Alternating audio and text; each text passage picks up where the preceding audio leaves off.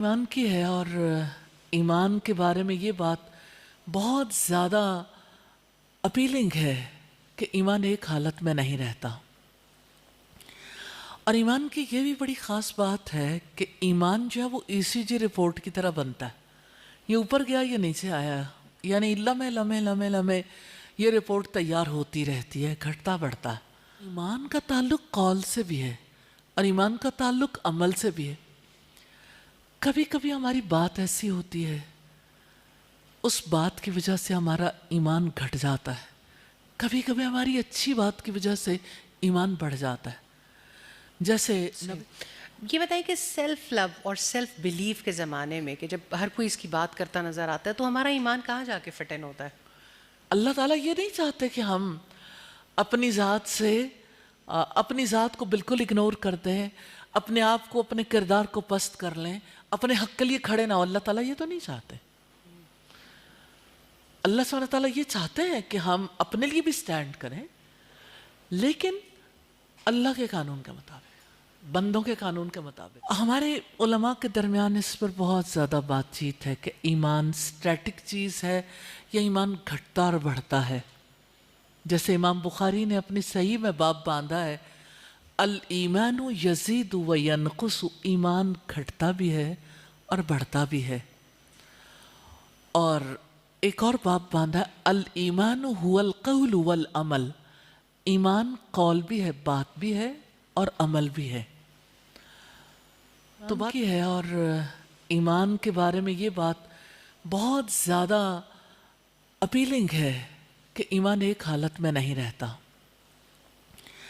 اور ایمان کی یہ بھی بڑی خاص بات ہے کہ ایمان جو ہے وہ ECG رپورٹ کی طرح بنتا ہے. یہ اوپر گیا یہ نیچے آیا، یعنی لمحے لمحے لمحے لمحے یہ رپورٹ تیار ہوتی رہتی ہے، گھٹتا بڑھتا ہے. تو مومن کے پاس بہت چانس موجود ہے ایمان کو مضبوط کرنے کا تاکہ اس کا کیریکٹر اور زیادہ مضبوط ہو. تو کیریکٹر بلڈنگ کی اساس ہے فیتھ. اور فیتھ کے بارے میں جب ہماری سوسائٹی میں یہ کانسیپٹ بلٹ ہوا کہ جب زبان سے لا الہ الا اللہ کہہ دیا اب آگے تو کچھ کرنے کی ضرورت ہی نہیں، کہ ہم مسلمان تو ہیں، ہمارا عقیدہ تو ہے، تو عقیدہ اسے نہیں کہتے. زبان سے ایک قول، ایک کلمے کی وجہ سے کانٹیکٹ ضرور ہو جاتا ہے، لیکن یہ ایسا کانٹیکٹ نہیں ہے جو محض ایک بات کی وجہ سے قائم رہ جائے. اس کے لیے عمل کی وارنٹی چاہیے، گارنٹی چاہیے. اعمال اس کے نتیجے میں جنم لیتے ہیں. تو مجھے یہ ضرور کہنا ہے، فیتھ ایسی چیز ہے جس کو اپ ڈیٹ کرنے کی ضرورت ہوتی ہے، اس کو ری لوڈ کرنے کی ضرورت ہوتی ہے. جیسے آپ کا سافٹ ویئر اگر پرانا ہو، آپ نے اپ ڈیٹ نہ کیا ہو تو نیچرلی آپ یعنی اپنے گیجٹ سے وہ فائدہ نہیں اٹھا سکتے، کیونکہ آپ پھر پیچھے رہ جاتے ہیں. تو کتنے ہی لوگ ہیں جن کو بہت زیادہ پیشن ہوتا ہے، جب کوئی نیا فون آئے فوراً اپنا فون جو ہے وہ چینج کر لیتے ہیں، یا اگر کوئی چینج نہیں بھی کرتا تو اپڈیشن کا معاملہ جو ہے وہ تو ہر کسی کے لیے بہت آسان ہوتا ہے. تو میں یہ ضرور چاہتی ہوں کہ آپ اس بارے میں سوچیے کہ لاسٹ ٹائم کب فیتھ کو ری لوڈ کیا تھا، کب اس کی ضرورت فیل کی تھی. تو آپ کو حیرت ہوگی کہ ہم فیتھ کو ری لوڈ کرنا جانتا ہی نہیں ہے، اپ ڈیٹ کرنے کا پتہ ہی نہیں ہے. تو اگر ایمان گھٹتا اور بڑھتا ہے تو اس کا مطلب یہ ہے کہ ہمیں دیکھنے کی ضرورت ہے کہ گھٹتا کیسے اور بڑھتا کیسے. سادہ سی بات ہے، نیکی سے گھٹتا نہیں ہے، نیکی سے بڑھتا ہے، اور برائی سے یہ گھٹتا ہے. ایمان کا تعلق قول سے بھی ہے اور ایمان کا تعلق عمل سے بھی ہے. کبھی کبھی ہماری بات ایسی ہوتی ہے، اس بات کی وجہ سے ہمارا ایمان گھٹ جاتا ہے. کبھی کبھی ہماری اچھی بات کی وجہ سے ایمان بڑھ جاتا ہے. جیسے ہم نے فرمایا کل معروف صدقۃ، ہر معروف بھلی بات صدقہ ہے. تو ظاہر ہے ہر بھلی بات کہنے کی وجہ سے ایمان بڑھتا ہے، اور اگر بھلی بات کو روک لیا جائے اور اس کی بجائے کو منکر بات کر دی جائے تو اس سے ایمان گھٹ جاتا ہے. ایمان کا تعلق اللہ سبحانہ تعالیٰ کی ذات سے بھی ہے، ایمان کا تعلق اللہ تعالیٰ کے فرشتوں سے بھی ہے، اس کی کتابوں سے بھی ہے، رسولوں سے بھی ہے، آخرت سے بھی ہے اور تقدیر سے بھی ہے. یہ تو آپ سب جانتے ہی ہیں. تو یہ بنیادی بات ایمان سے اپنے تعلق کی ہمیں یہ ضرور دیکھنا ہے کہ ایمان کی ہماری زندگی میں کیا مثال ہے. تو ایک درخت کی طرح جب ایمان کا بیج دل میں ڈالا جاتا ہے تو وہ سٹیٹک ویسے ہی پڑا نہیں رہتا، وہ اگتا ہے. اس کو بھی ماحول کی ضرورت ہوتی ہے، اور جس وقت اس کی جڑ اندر مضبوط جم جاتی تو یہ یقین ہے.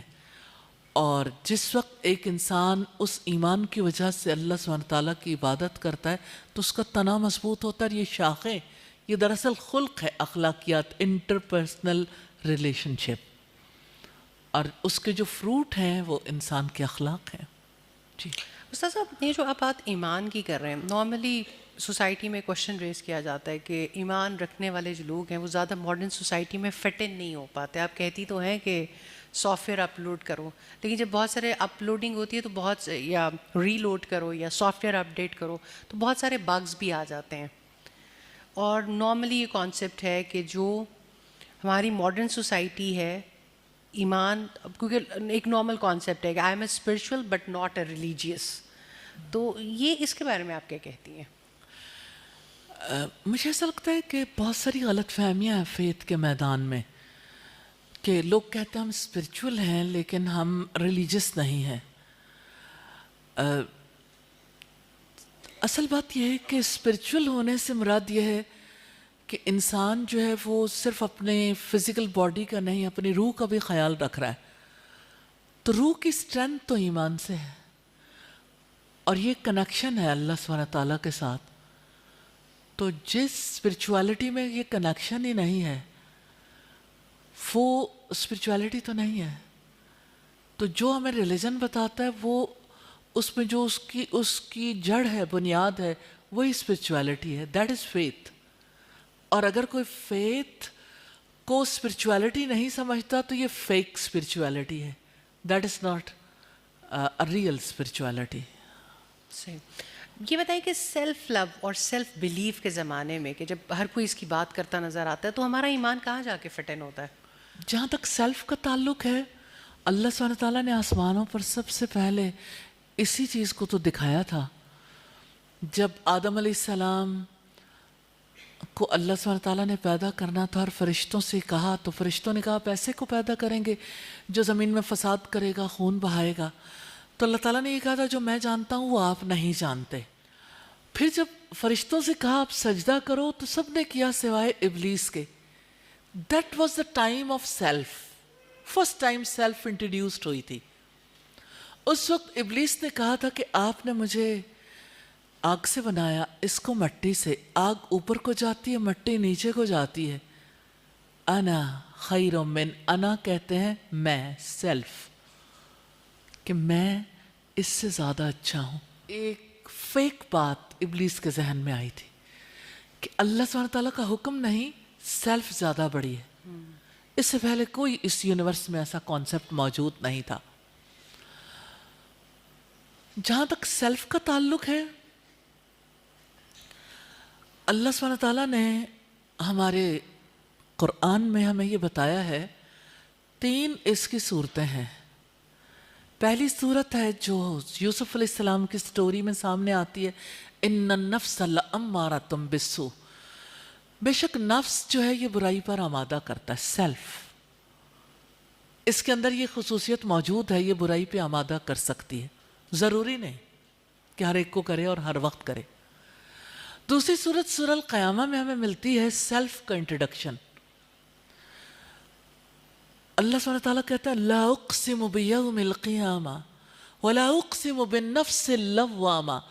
نہیں، میں قسم کھاتا ہوں قیامت کے دن کی اور میں قسم کھاتا ہوں ملامت گر نفس کی. تو وہ سیلف بھی ہے جو ملامت کرتی ہے، یعنی جو برائی کرنے کے لیے پھسل تو جاتی ہے لیکن اس بات میں ریگریٹ بہت ہوتا ہے.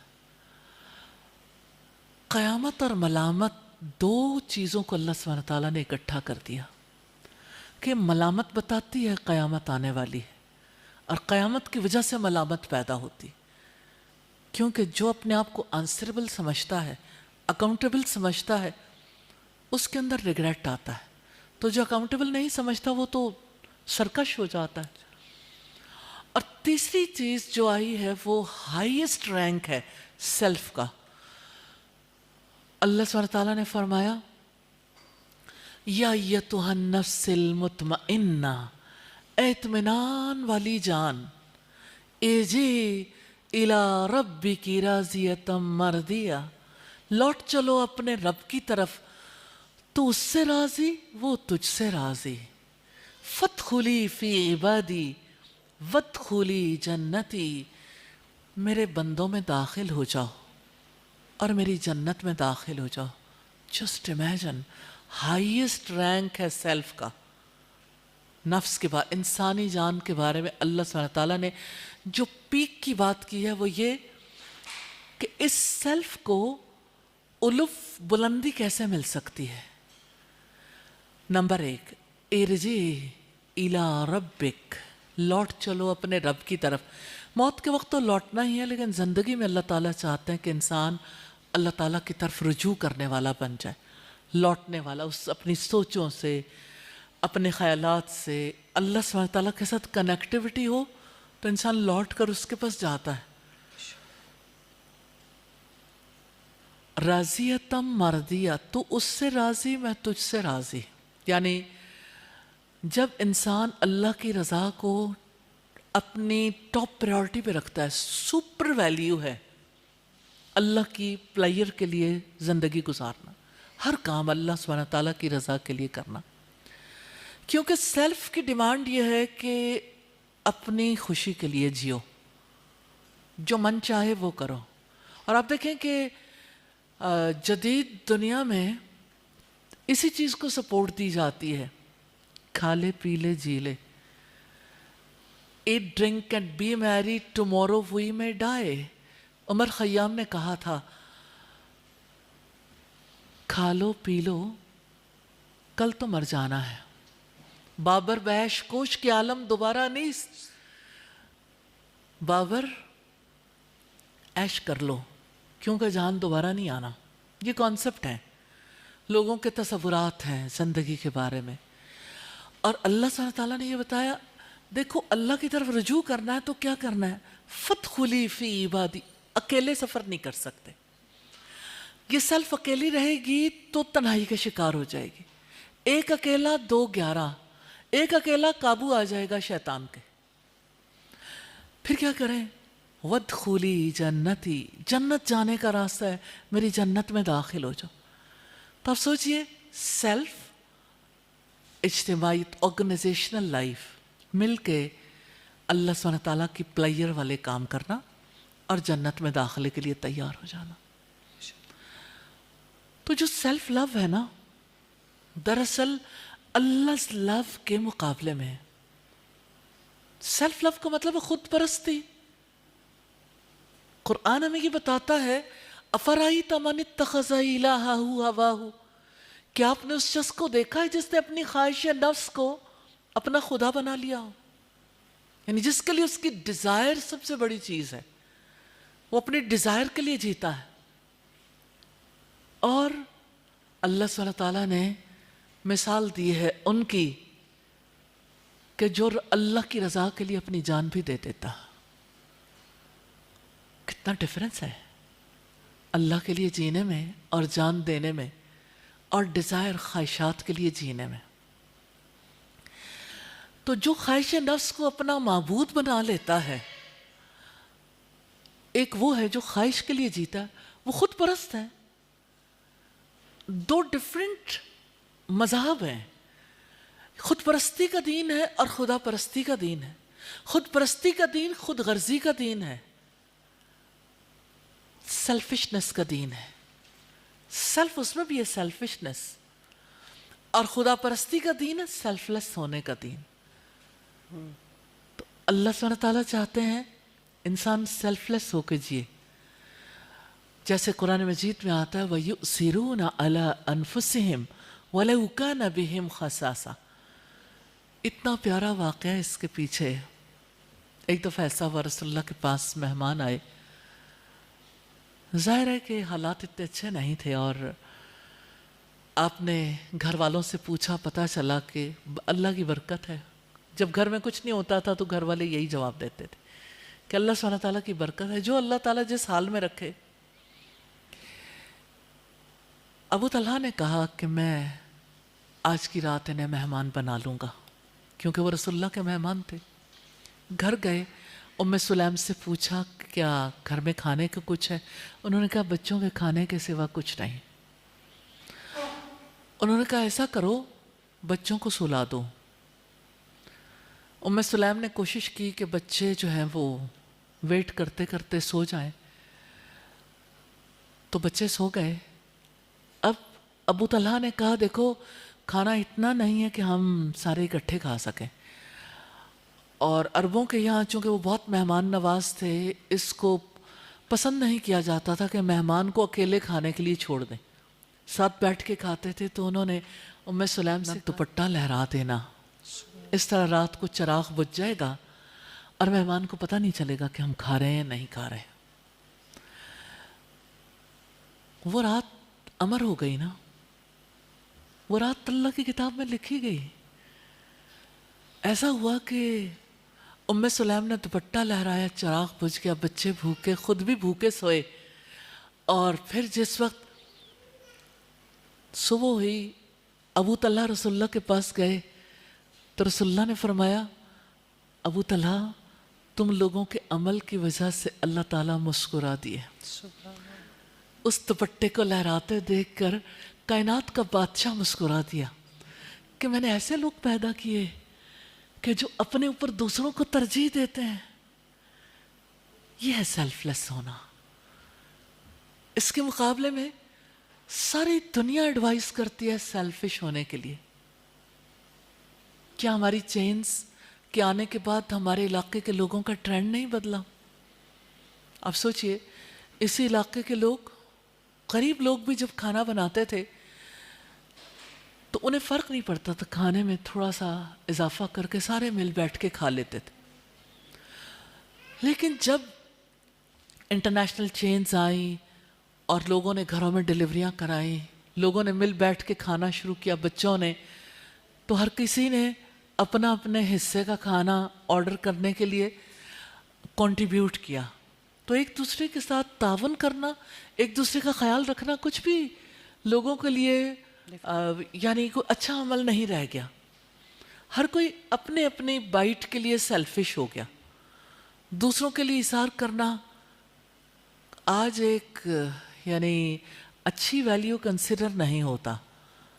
ये समझा जाता है कि इस इंसान को अभी जीना नहीं आया. तो ये जो सेल्फ लव है ना, इंसान के अंदर ग्रीड लेके आता है. सेल्फ लव की वजह से इंसान इंसानों के हक में बाइस रहमत नहीं होता. उसके अंदर जितने अच्छे अखलाक है ना, सेल्फ लव की वजह से एक बाउंड्री में आ जाता है. ये सेल्फ बाउंड्री है. उस बाउंड्री में एक कानून चलता है. वो खुदा का कानून नहीं है, वो अपनी ज़ात का कानून है.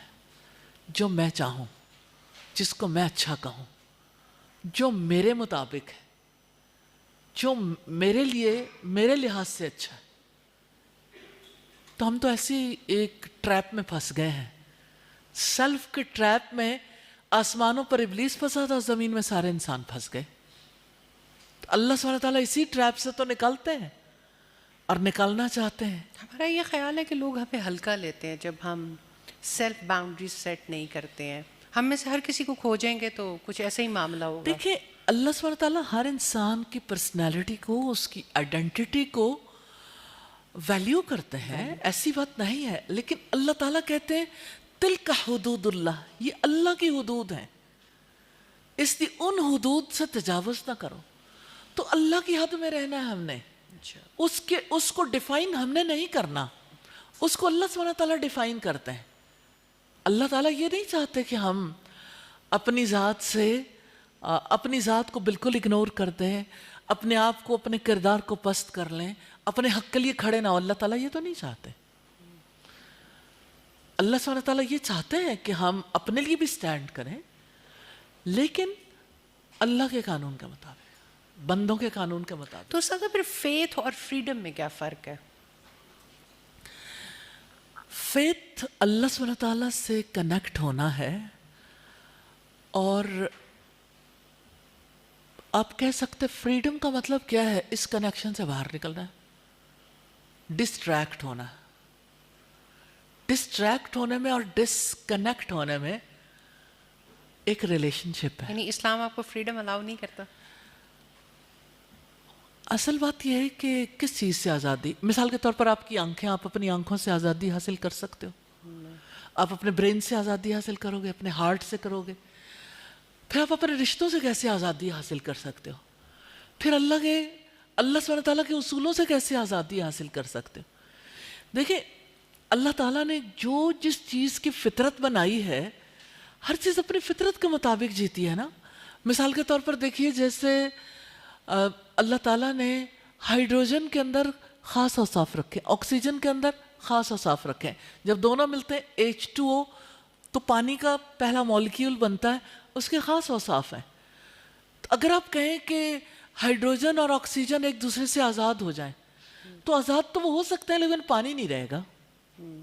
ایسے ہی ہیومن لائف میں ایک بانڈنگ ہے ہمارے اور اللہ سبحانہ تعالیٰ کے بیچ میں. وہ کریٹر ہے اور اس نے ہمیں کریٹ کیا. تو جب اللہ سبحانہ تعالیٰ نے ہمیں بنایا، ہمارا اور اس کا ایک کنیکشن ہے، ایک رشتہ ہے، ایک تعلق ہے. اس رشتے سے باہر اس رشتے سے باہر جانا فریڈم نہیں ہے. اس رشتے سے باہر جانا ہمارے لیے تباہی ہے، ہماری بربادی ہے. کیونکہ انسان پھر سٹریس میں جاتا ہے، اس ریلیشن شپ کے بغیر ڈپریشن میں جاتا ہے. تو یہ ڈپریشن بنیادی طور پر کیا ہے؟ اللہ سبحانہ تعالیٰ سے ڈسکنیکٹ ہو جانا. تو ڈسکنیکٹ کوئی کسی لمحے ہو سکتا ہے، لیکن ڈسکنیکٹ ہونے والا ریکنیکٹ بھی ہو سکتا ہے، اس کی گنجائش موجود ہے. تو فیتھ ہمیں یہ بتاتا ہے وَاذْكُرْ رَبَّكَ إِذَا نَسِيتَ، اپنے رب کو یاد کرو جب آپ بھول جاؤ. جب بھول گئے تو دوبارہ یاد کر لو، دوبارہ کنیکٹ ہو جاؤ. کیونکہ اس کنیکشن کے بغیر، آپ کی مثال ایسے، مثال کے طور پر آپ کہتے ہیں موبائل کی فریڈم یہ ہے کہ اس کے ساتھ کبھی چارجر نہ ہو.